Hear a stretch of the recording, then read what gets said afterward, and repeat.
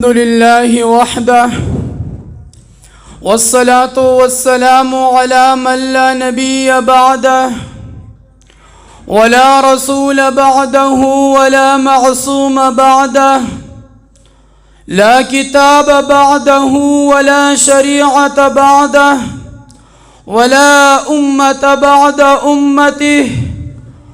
أما بعد فأعوذ بالله من الشيطان الرجيم. بسم الله الرحمن الرحيم. لقد كان لكم في رسول الله أسوة حسنة. وقال النبي صلى الله عليه وسلم: إنما بعثت لأتمم مكارم الأخلاق. صدق الله العظيم وصدق رسوله النبي الكريم، ونحن على ذلك لمن الشاهدين والشاكرين والحمد لله رب العالمین. قرطاس کے چہرے پہ ایک لفظ لکھا میں نے، قرطاس کے چہرے پہ ایک لفظ لکھا میں نے، اس لفظ کی خوشبو سے قرطاس معطر ہے، اس لفظ کی کرنوں سے عالم بھی منور ہے، اس لفظ کی کرنوں سے عالم بھی منور ہے. وہ لفظ مکمل ہے، وہ لفظ محمد ہے صلی اللہ علیہ وسلم. ارباب علم و دانش، معزز مہمانان گرامی، قابل قدر اساتذہ کرام، خصوصاً اسٹیٹ سیکرٹری صاحب اور میرے پول جیسے ساتھیوں، السلام علیکم ورحمۃ اللہ وبرکاتہ.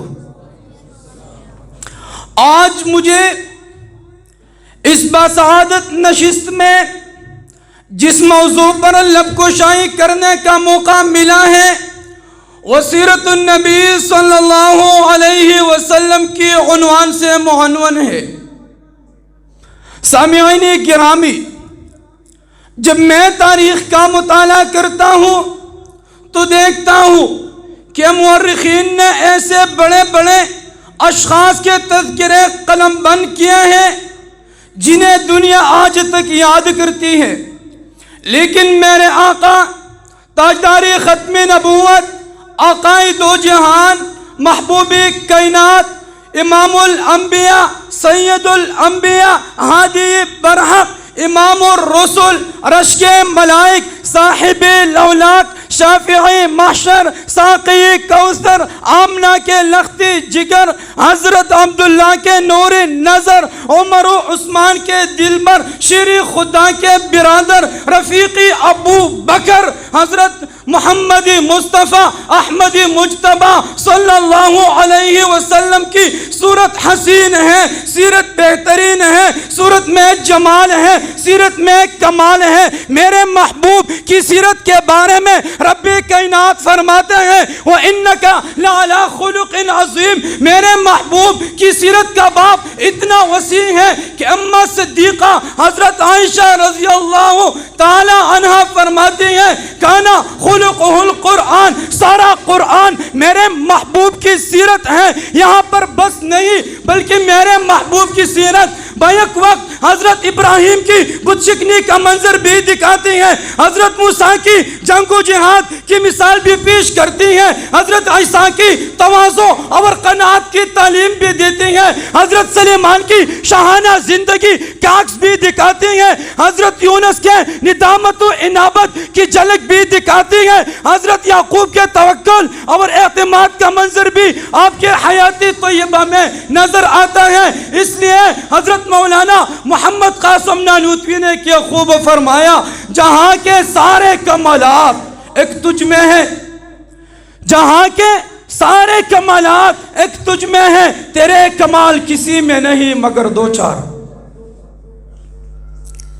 سامعین گرامی، ایک پہلو سامنے رکھیے، وہ یہ کہ جب میرے محبوب نے نبوت کا دعویٰ کیا تو قریش نے بڑی برہمی ظاہر کی، دشمنیاں ظاہر کی، بائیکاٹ کیا، میرے محبوب کے راستے روکے، پتھر پھینکے، میرے محبوب کو ساحر کہا، شاعر کہا، مجنون کہا، مگر کسی نے یہ جرت نہ کی کہ میرے محبوب کی سیرت کے خلاف کوئی ایک حرف بھی زبان سے نکال سکے۔ سامعین گرامی ذرا توجہ کیجئے، میں ایک قدم اور آگے بڑھنا چاہتا ہوں۔ ہاں میرے محبوب مسکرا کر دیکھے تو جنت کا منظر بن جاتا ہے، غصے میں آ جائے تو قیامت کا منظر بن جاتا ہے، قدم اٹھائے تو سنت بن جاتی ہے، گفتگو کرے تو حدیث بن جاتی ہے، عمل کرے تو شریعت بن جاتی ہے۔ جو ان کی نکاح میں آئی مومنین کی ماں بن جاتی ہے، مکہ آئے تو مکرمہ بن جاتا ہے،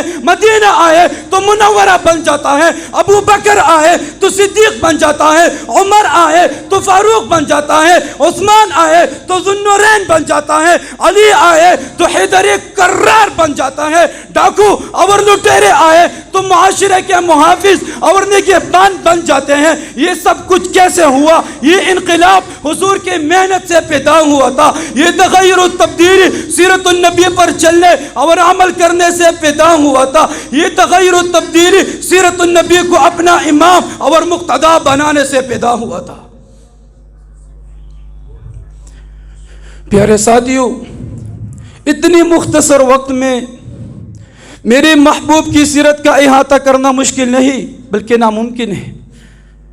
میرا تو دعویٰ ہے کہ اگر ساتوں سمندر سیاہی بن جائے، اشجار عالم قلم بن جائے، انس و جنس کاتبی سیرت مصطفیٰ بن جائے تو ساتوں سمندر خشک ہو جائیں گے، اشجار عالم پناہ ہو جائیں گے، انس و جنس ختم ہو جائیں گے، لیکن میرے آقا کی توصیف و ثنا باقی رہ جائے گی۔ ہے سراپا اجالا ہمارا نبی، رحمت حق تعالی ہمارا نبی، جس کا کونین میں کوئی ثانی نہیں، ہے بلند اور بالا ہمارا نبی، یتیم و ضعیف و کفر یاد اس بے کسوں کا سہارا ہمارا نبی، رب کو محبوب ہے، رب کو پیارا نبی، سب سے پیارا نبی ہمارا نبی، جس کو یاسین مزمل مدثر کہا، والضحیٰ پہ پکارا ہمارا نبی، دل کی راحت ہے آنکھوں کی ٹھنڈک ہے وہ سب کی آنکھوں کا تارا ہمارا نبی۔ عائشہ سے روایت ہے، قرآن پڑھو یہ ہے سارے کے سارا ہمارا نبی، ہمارے نا الا البلاغ۔